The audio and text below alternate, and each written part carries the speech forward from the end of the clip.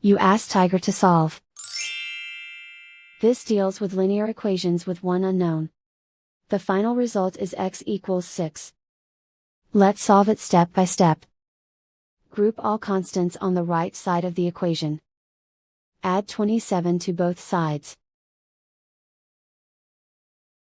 Simplify the arithmetic.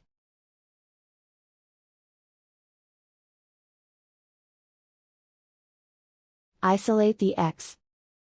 Multiply both sides by 3. Group like terms. Multiply the coefficients.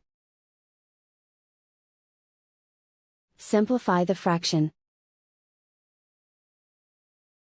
Simplify the arithmetic. And so the final result is x equals 6.